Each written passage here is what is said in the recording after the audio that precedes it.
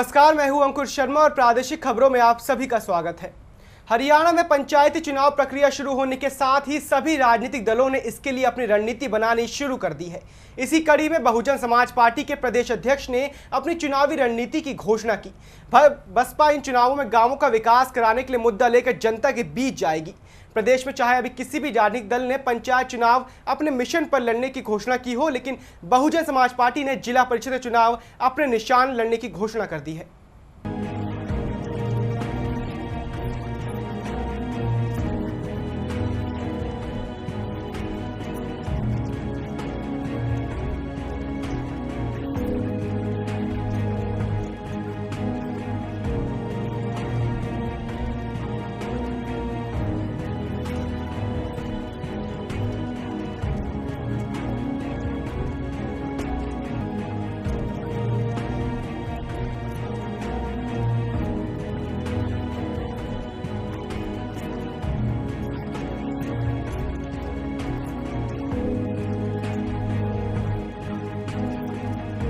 हरियाणा प्रदेश में पंचायती राज के होने वाले चुनाव में बहुजन समाज पार्टी पूरे प्रदेश में जिला परिषद के आम चुनाव पार्टी चिन्ह पर लड़ेगी और केवल जिला परिषद में ही पार्टी चुनाव चिन्ह पर लड़ेगी।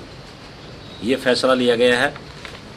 कार्यकर्ताओं की प्रार्थना पर बहुजन समाज पार्टी की राष्ट्रीय अध्यक्ष बहन कुमारी मायावती जी, पूर्व मुख्यमंत्री उत्तर प्रदेश ने कार्यकर्ताओं की मांग को स्वीकार किया और प्रदेश में पिछली बार की तरह बहुजन समाज पार्टी अब की बार भी पार्टी सिंबल पर चुनाव लड़ रही है। केवल जिला परिषद का चुनाव सिंबल पर लड़ेगी। पंचायतों का विदाउट नहीं, पंचायत का और पंच का ये ब्लॉक समिति या भाईचारे के चुनाव हैं और इस पे जो है ना पार्टी नहीं लड़ रही है। पार्टी जिला परिषद में केवल अपने हाथी निशान पर चुनाव लड़ेगी, ये फैसला लिया है। देखिए, बहुजन समाज पार्टी ने पहले भी अपने उम्मीदवार उतारे हैं, पहले भी चेयरमैन बने हैं और अब की बार बहुजन समाज पार्टी बड़े दमखम से प्रदेश में चुनाव लड़ रही है और जीत अवश्य हमारी हुई, क्योंकि सिंबल पे केवल बहुजन समाज पार्टी चुनाव लड़ रही है।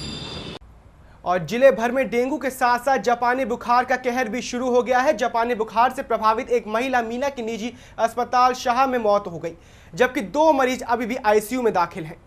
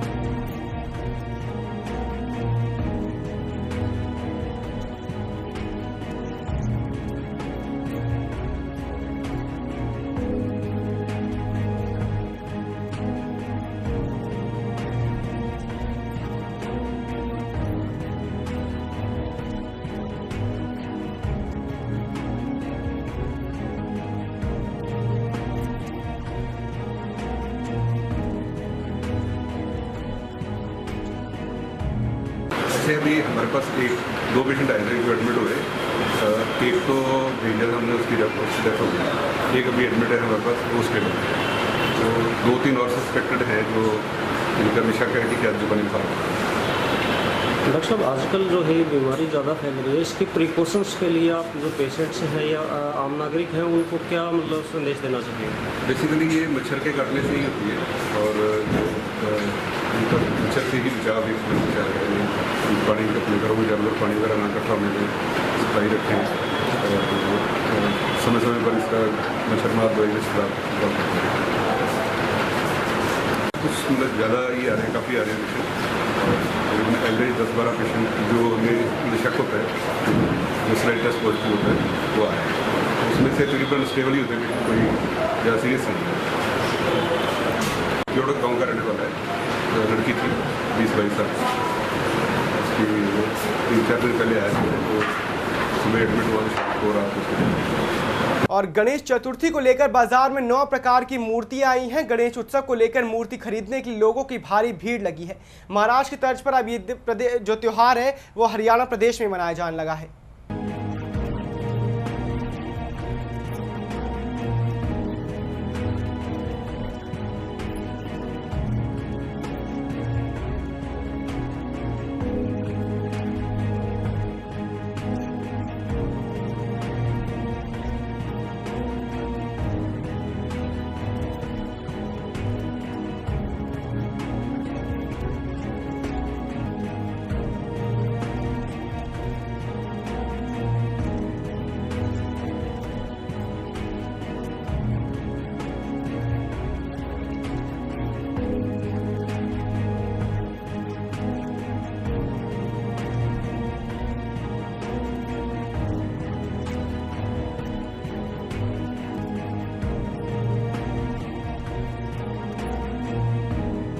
जी भाद्रपद की शुक्ल पक्ष की चतुर्थी को गणपति उत्सव मनाया जाता है और कल से जो है गणपति उत्सव शुरू हो जाएगा और पूर्णमासी तक चलेगा।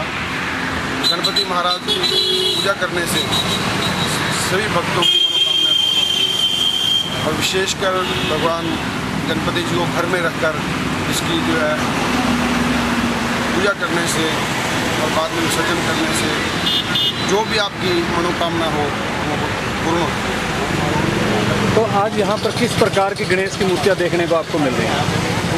हम भी हर साल अपने घर में मूर्तियाँ रखते हैं और उनकी पूजा करते हैं, पूजा अर्चना करते हैं। तो इसलिए आज हम यहाँ भगवान गणपति जी की मूर्ति लेने आए हैं और कल से हम उनकी घर में स्थापना करेंगे और भगवान गणपति का सुबह शाम आरती किया करेंगे और पूजा अर्चना किया करेंगे, जिससे हमारी मनोकामनाएं पूर्ण हों।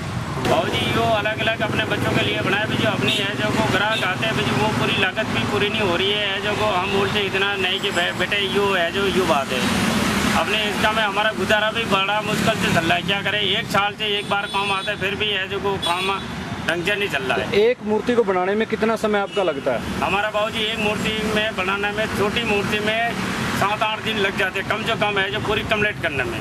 कितने लोग लगे हुए हैं? और कम से कम 7 आदमी हम लगे हुए परमानेंट के। तो कितने प्रकार की गणेश की प्रतिमाएं आपने बनाई? हमारे पास में बाबूजी 9 प्रकार की मूर्तियाँ हैं, छोटी बड़ी सब गणेश की। तो लोगों और 9 प्रकार की भी अलग अलग डिजाइन की मूर्तियाँ बना रखी हैं। तो लोगों में किस प्रकार का उत्साह है मूर्ति को लेकर? इसका में लाल बाग हो गए, महाराजा हो गए, यो मूर्तियाँ, और मदराजी गणपति पूजता है वो भी है।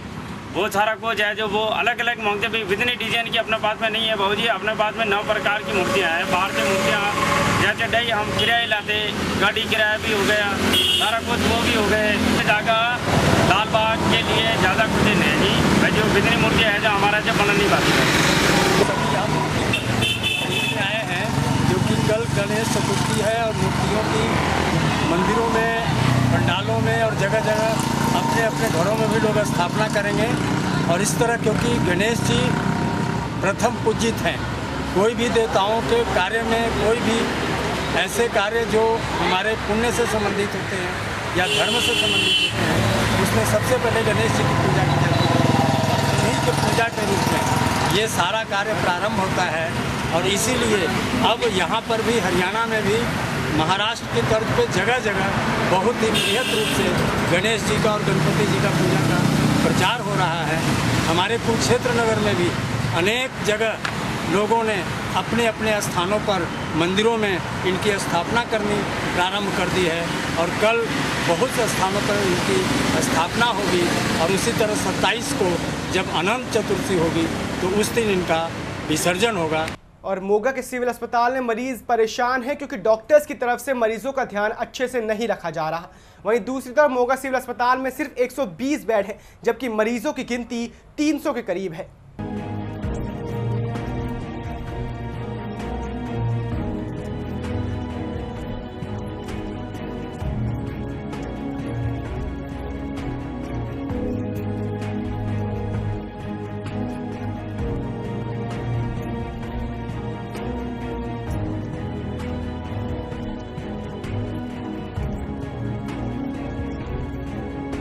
प्रॉब्लम है बस सैल बोल रहे हैं, सैल घटे है बस, और मैनू कोई नहीं पता।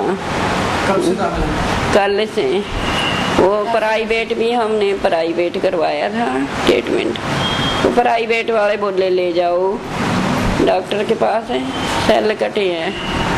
अब ये नहीं पता मेरे को, और वो डेंगू का तो कोई आया नहीं। अच्छा, ये हॉस्पिटल वाले सरकारी वाले इलाज कर रहे हैं प्रॉपर या नहीं कर रहे हैं? अब नीचे तो देखो कल तो अच्छी तरह इलाज थे, अब रात को तो रात से तो हमारे को तो कोई भी दिख रहा नहीं है, रात से नहीं दिख रहा बेटा मेरे को। अब आप क्या चाहते हो? मैं ठीक होना चाहती हूँ, ठीक करो, ठीक होना चाहती हूँ मैं। अगर यहाँ पे इलाज नहीं होगा प्रॉपर फिर आप प्राइवेट हॉस्पिटल में? प्राइवेट बेटा देखो प्राइवेट भी कोई हाल नहीं है हमारा, हम पैसे कहाँ से लाएंगे बताओ हमारे को। वैसे हमें डेंगू हुआ है, फिर हमारे चक्कर आता है, बुखार भी आता है, चलने फिरने में मुसीबत होती है। डॉक्टर बस एक बार ही आया था, फिर उसके बाद डॉक्टर नहीं आया, बस यही नर्स से आई थी जो अभी आई थी। वो आपका फिर प्रॉपर इलाज यहाँ पे नहीं हो रहा है? हाँ, मैं तो यही लग रहा है, हमारा यहाँ पे अच्छे से इलाज नहीं हो रहा है। तो फिर आप क्या कहीं प्राइवेट हॉस्पिटल में जाओगे, क्या करोगे? प्राइवेट हॉस्पिटल में हम इतना पैसा भर नहीं सकते, वहाँ पर पैसा ज़्यादा लगता है। तो फिर क्या करोगे आप? हम ठीक होना चाहते हैं।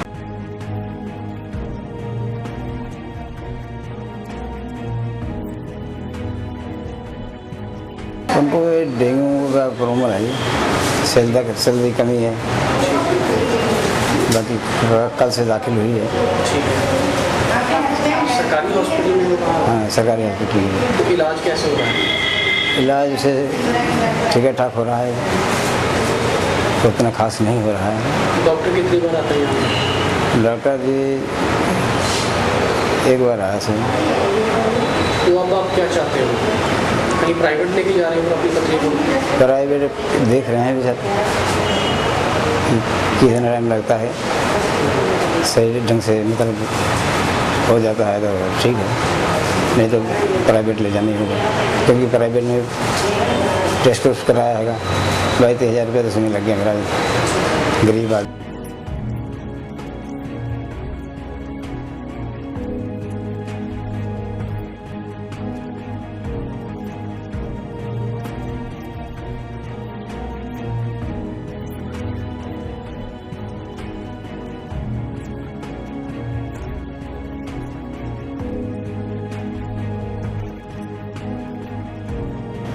देखा जाए तो डेंगू की ट्रीटमेंट तो कोई होती ही नहीं है, बस उसको एक तो बेड रेस्ट कंप्लीट चाहिए और एक उसका जो फ्लूइड लेवल है वो ठीक होना चाहिए पेशेंट का। तो वो तो चल रहे हैं, कोई ऐसी बात तो नहीं है। मैं भी सुबह जाके आया हूँ रोड पे, किसी ने कोई कंप्लेंट नहीं की। कितनी बार आपके डॉक्टर्स जाते हैं इनको पेशेंट? 2 बार तो जाते हैं, सुबह शाम तो राउंड लगते लगता है। अगर किसी को तकलीफ हो तो EMO ड्यूटी पे जो होता है वो देख के आता है। मोस्टली देखा जाता है कि कोई भी केस यहाँ पे आता है तो मोगा सिविल हॉस्पिटल से उनको रेफर ही किया जाता है फरीदकोट में जाना। यहाँ अब तो मेरे ख्याल में 15 में से सिर्फ एक पेशेंट वो रेफर किया हमने। नहीं, डेंगू की सिर्फ बात नहीं कर रहा, और भी केसेस यूजुअली हेड इंजरी वगैरह में जो केस आते हैं उनको तो और कोई चारा ही नहीं है, टर्शरी पे भेजना ही पड़ता है। जो सीरियस केस होते हैं उनको तो भेजना ही पड़ता है। जो सेवाएँ मिलनी उनको टर्शरी पे है, लेवल पे है। तो हमारे सेकेंडरी लेवल तक की होती है वो तो है ही। जितना पेशेंट दाखिल है तो इसीलिए दाखिल है कि उनकी ट्रीटमेंट होती है। वैसे कितने बेड का हॉस्पिटल है? हमारा बेड फंक्शनल बेड 120 है हमारे पास। पेशेंट्स कितने अब तक? पेशेंट हमारे पास आजकल 300 से ज़्यादा ही होते हैं। तो कैसे फिर उनके लिए एक्स्ट्रा बेड का इंतजाम किया हुआ है। और अंबाला कैंट के सिविल अस्पताल में इलाज के दौरान एक महिला की मौत हो गई। मृतक महिला के परिजनों ने डॉक्टर और नर्स पर गलत इंजेक्शन का आरोप लगाते हुए उसके खिलाफ कार्रवाई की मांग की है। परिजनों ने अस्पताल में हंगामा भी किया, लेकिन पुलिस और एमएसओ के परिजनों को समझा बुझाकर मामले को शांत कराया।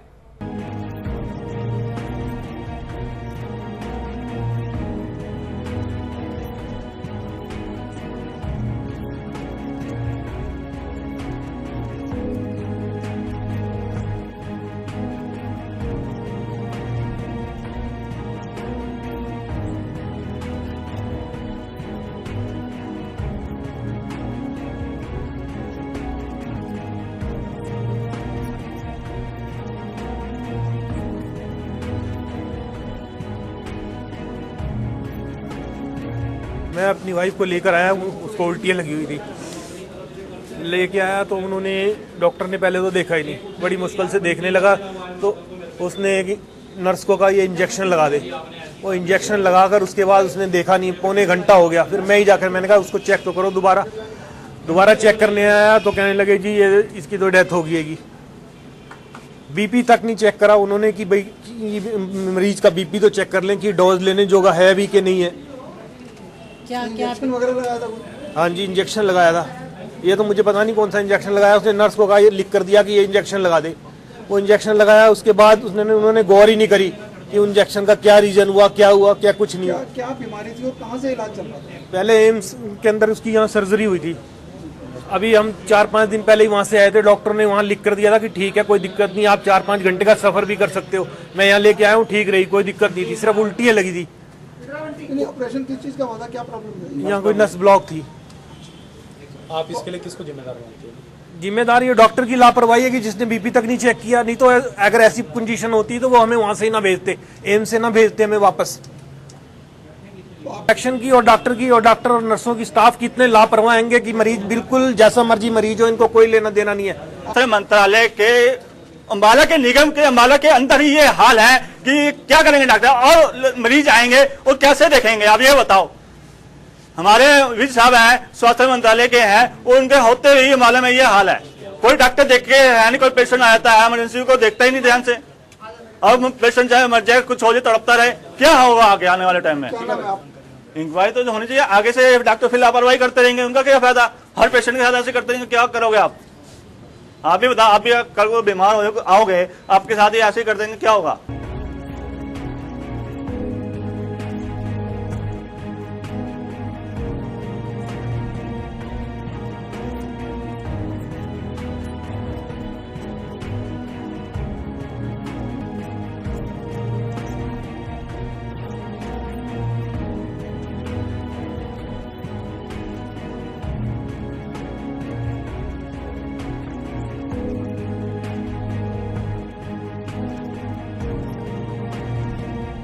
है जिसको सर्वाइकल ऑपरेशन हुआ, laminectomy at AIIMS PGI medical college में दिल्ली में 4-5 दिन पहले हुआ था। यहाँ पे ये वॉमिट के साथ आई थी।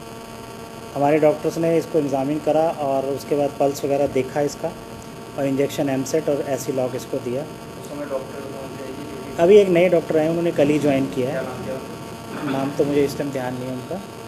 और डॉक्टर गगन भी थे उनके साथ। और उसके बाद पेशेंट सडनली कोलैप्स हो गया, तो इन्होंने इंक्वायरी अपनी ग्रीवेंसेस मेरे को दे दिए, जो कमेटी बना के बोर्ड द्वारा मार्क कर दिए, और इनका पोस्टमार्टम इनकी रिक्वेस्ट के ऊपर अंबाला सिटी के डॉक्टर्स की टीम द्वारा किया जाएगा, और जो भी दोषी पाया जाएगा उसके खिलाफ कार्रवाई की जाएगी। सीमा नाम की आई थी, जो ड्यूरिंग ट्रीटमेंट उसकी डेथ हो गई है, और उस पेशेंट पीसफुल है और कार्रवाई उसकी की जा रही है, और का पोस्टमार्टम करवा के जो उसके बाद कार्रवाई करी जाएगी पोस्टमार्टम।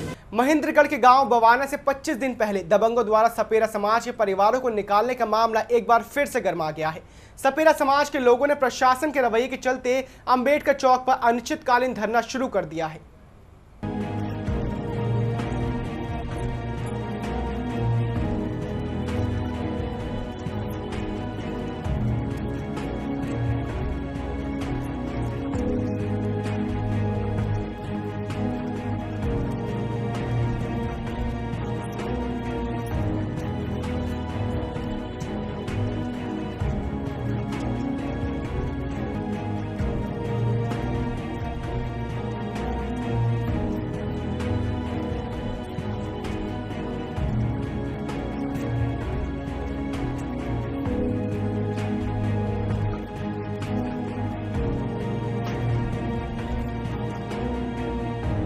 और जब से हम 23 तारीख को FIR करी थी वो लोग भी जो आज तक जिसके नाम हैं वो भी नहीं पकड़े गए।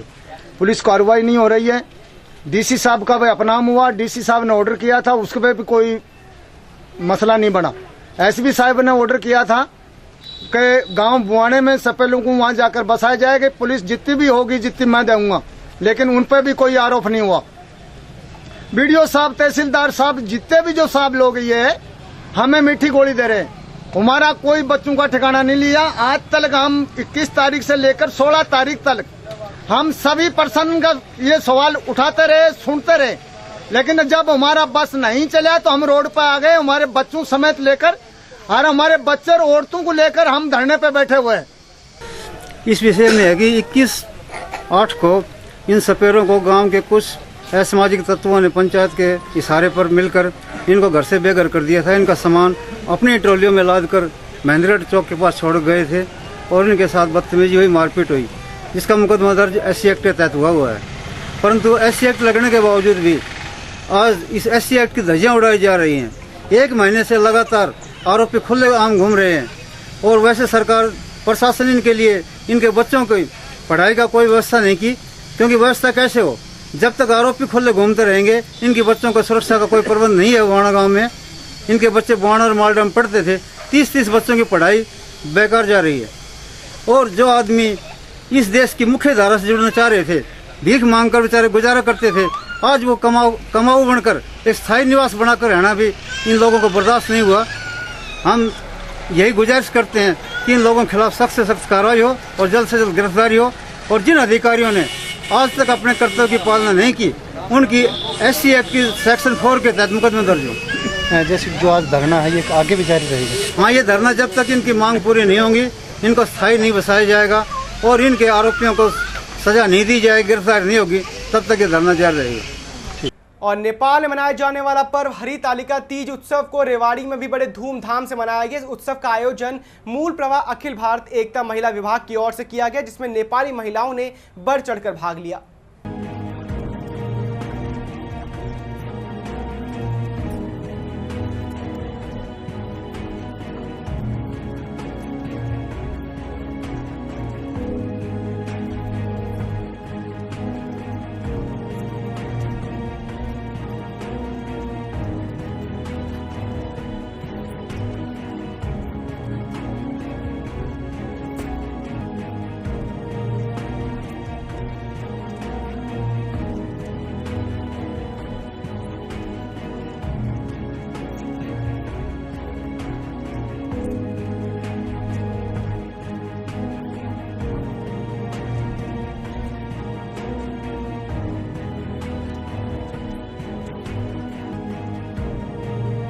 मनाया जाता है और ये तीज कार्यक्रम हरियाली तीज कहते हैं हम इसको, और ये कार्यक्रम हम विशेष करके महिलाओं को होता है। और ये आज का दिन हम विशेष करके अपने पतियों के लंबी उम्र के लिए व्रत कराया जाता है। जैसे यहाँ करवा चौथ का व्रत करते हैं, ऐसे हमारा तीज का व्रत है। और ये हमारे रीति रिवाज पहले देखने चली, पहले से परंपरा देखने चली आया है। हम प्रदेश में है, फिर भी हमारा रीति रिवाज न भूलने के न भुलाओ करके हम ये कार्यक्रम आयोजित कर रहे हैं। चीज के कार्यक्रम मतलब नेपाली रीति रिवाज का मतलब कार्यक्रम रखते हैं। सारे दीदी बहने मतलब इकट्ठे होते हैं एक जगह।